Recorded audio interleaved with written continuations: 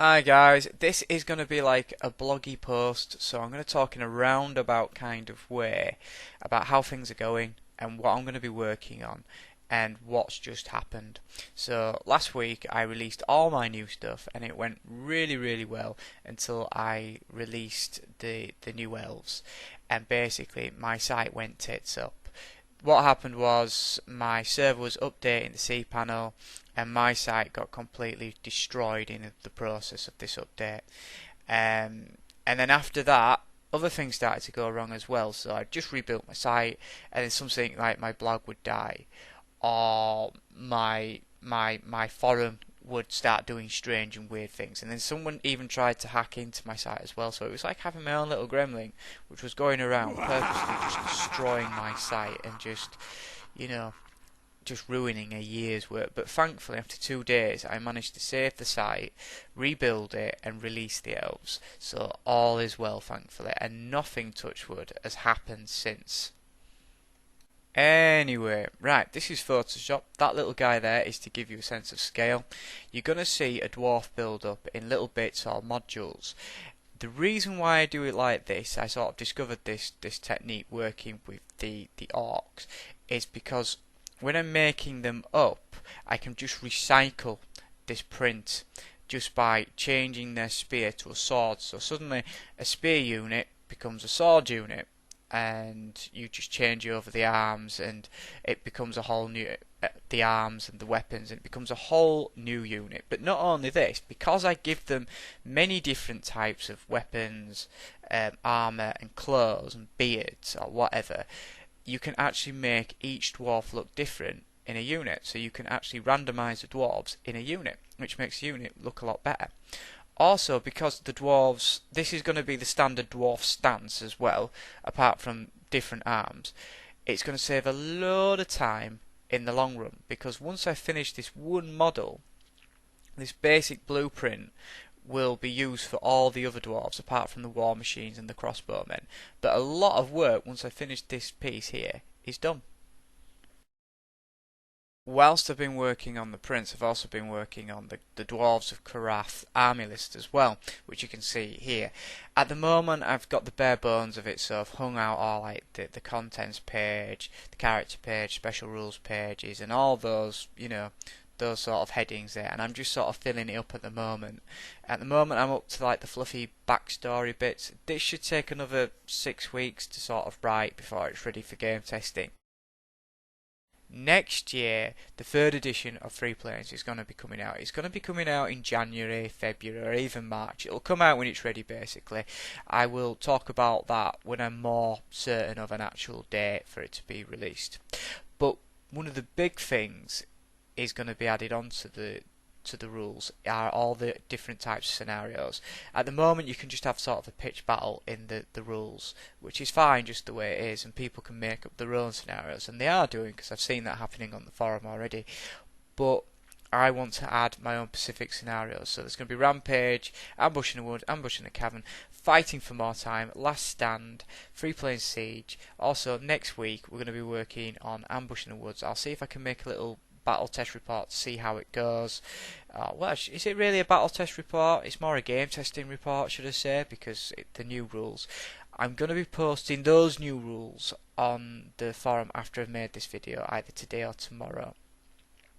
But the real big thing about the scenario rules is the Free Plane Siege game.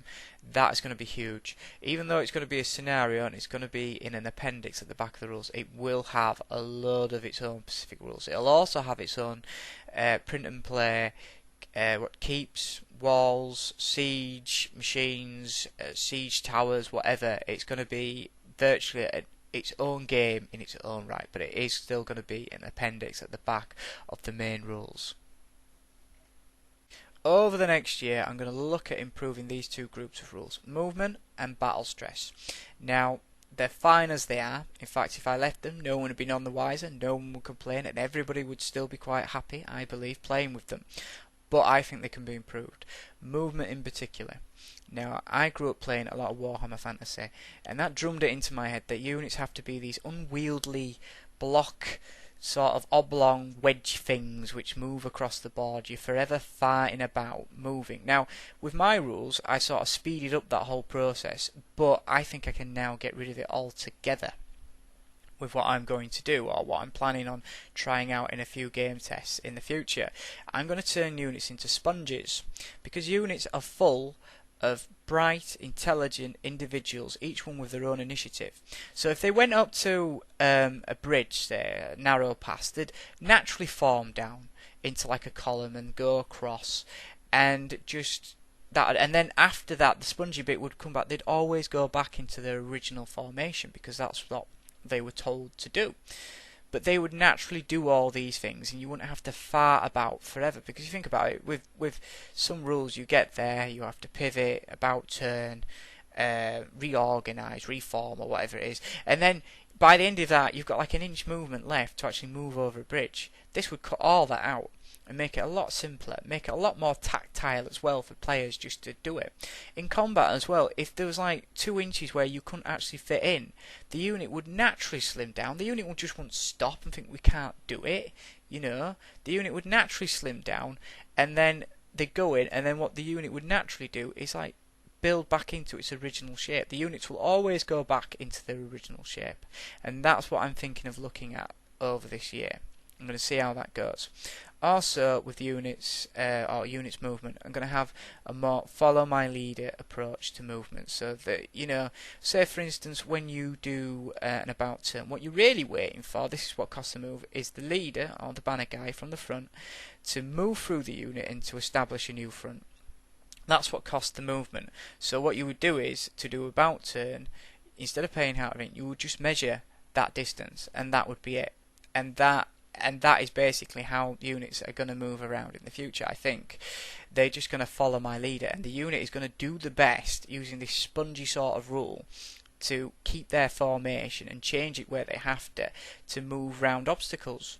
That way, you know, that'll make the game so much easier, so much more tactile to play, and it'll cut a load of rules out as well, just through doing that. And the other thing I want to look at as well is battle stress. Now, everyone loves battle stress. All my reviews I've had back from that all comment on battle stress, how good it is and how well it works. But I still think I can cut it down. I just don't know how, but I still think I can make that simpler. I'm going to really spend some time thinking about that.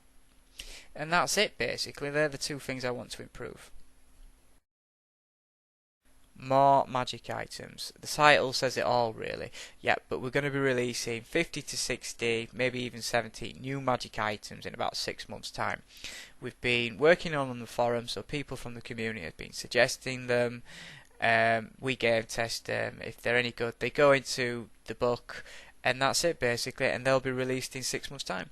Anyway, guys, that's it. I hope you enjoyed this video.